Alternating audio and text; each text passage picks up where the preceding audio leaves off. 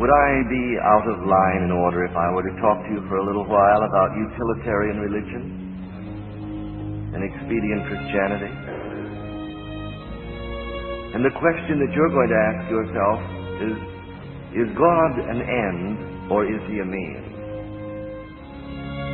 And you have to decide very early in your Christian life whether you're viewing God as an end or a means. A more challenging question than this text. What is your life? The philosophy of the day became humanism. And you can define humanism this way. Humanism is a philosophical statement that declares the end of all being is the happiness of man. The reason for existence is man's happiness. Now, according to humanism, salvation is simply a matter of getting all the happiness you can out of life. This group of my people, the fundamentalists, that say, we believe in the inspiration of the Bible. We believe in the deity of Jesus Christ. We believe in hell. We believe in heaven. We believe in the death, burial, and resurrection of Christ. But remember, the atmosphere is that of humanism. And humanism says the chief end of being is the happiness of man. And so it wasn't long until we had this, that the fundamentalists knew each other because they said, we believe these things. They were men, for the most part, that had met God. But you see, it wasn't long until, having said these are the things that establish us as fundamentalists, the second generation said, this is how we become a fundamentalist. Believe in the inspiration of the Bible, believe in the deity of Christ, believe in his death, burial, and resurrection, and thereby become a fundamentalist. And so it wasn't long until it got to our generation, where the whole plan of salvation was to give intellectual assent to a few statements of doctrine. And a person was considered a Christian because he could say, at 4 or 5 places that he was asked to. And if he knew where to say, someone would pat him on the back, shake his hand, smile broadly, and say, brother, you're saved. At what cost? And so it had gotten down to the place where salvation was nothing more than an assent to a scheme or a formula. And the end of this salvation was the happiness of man, because humanism has penetrated. And so if you were to analyze fundamentalism in contrast to liberalism of 100 years ago as it developed, it would be like this. The liberal says the end of religion is to make man happy while he's alive. And the fundamentalist says the end of religion is to make man happy when he dies. We're still paddling on the edge of the ocean of the possibilities of grace. Put a holy dissatisfaction in us tonight. Until we find it something like this. Accept Jesus so you can go to heaven. You don't want to go to that old, filthy, nasty, burning hell when there's a beautiful heaven up there. Now come to Jesus so that you can go to heaven. And the appeal could be as much to selfishness as a couple of men sitting in a coffee shop deciding they're going to rob a bank to get something for nothing. It becomes so subtle that it goes everywhere. What is it? In essence, it's this. That this philosophical postulate that the end of all being is the happiness of man has been sort of covered over with evangelical terms and biblical doctrine until God reigns in heaven for the happiness of man. Jesus Christ was incarnate for the happiness of man. All the angels exist and everything is for the happiness of man. And I submit to you that this is unchristian. Christianity says the end of all being is the glory God. Humanism says the end of all being is the happiness of man. This is the betrayal of the ages.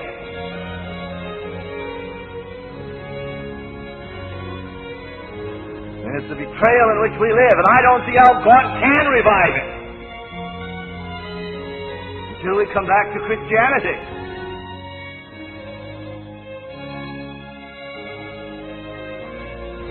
Isn't man happy? Didn't God intend to make man happy? But as a byproduct, and not a prime product.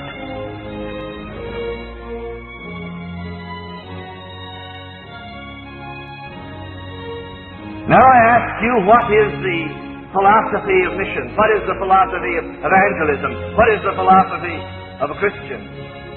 If you'll ask me why I went to Africa, I'll tell you I went primarily to improve on the justice of God. I didn't think it was right for anybody to go to hell without a chance to be saved.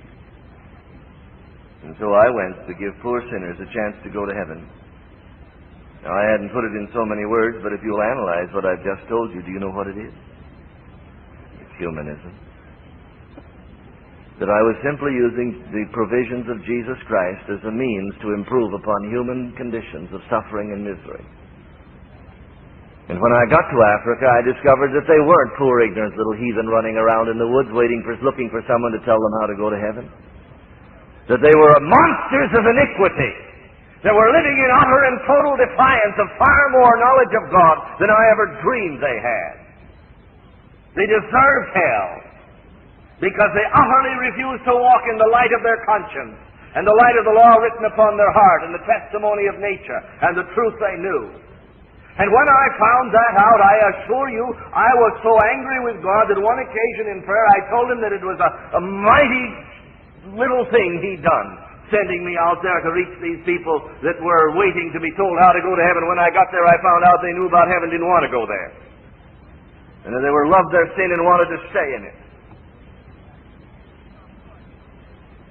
I went out there motivated by humanism. I'd seen pictures of lepers, I'd seen pictures of ulcers, I'd seen pictures of native funerals, and I didn't want my fellow human beings to suffer in hell eternally after such a miserable existence on earth. But it was there in Africa that God began to tear through the overlay of this humanism. And it was that day in my bedroom with the door locked that I wrestled with God.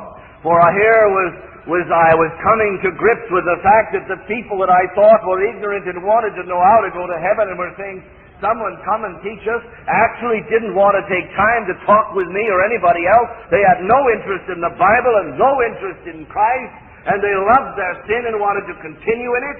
And I was to the place at that time where I felt the whole thing was a sham and a mockery, and I'd been sold a bill of goods.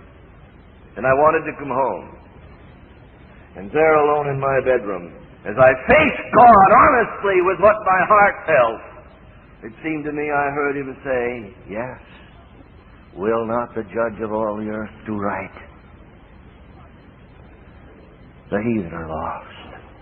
And they're going to go to hell, not because they haven't heard the gospel. They're going to go to hell because they are sinners who love their sin. And because they deserve hell. But I didn't send you out there for them. I didn't send you out there for their sake. And I heard as clearly as I've ever heard, though it wasn't with physical voice, but it was the echo of truth of the ages finding its way into an open heart. I heard God say to my heart that day something like this: I didn't send you to Africa for the sake of the heathen. I sent you to Africa for my sake. They deserved hell, but I loved them. And I endured the agonies of hell for them. I didn't send you out there for them. I sent you out there for me. Do I not deserve the reward of my suffering? Don't I deserve those for whom I died? And it reversed it all, it changed it all, it righted it all. And I wasn't any longer working for Micah and 10 shekels in a jar, but I was serving the living God.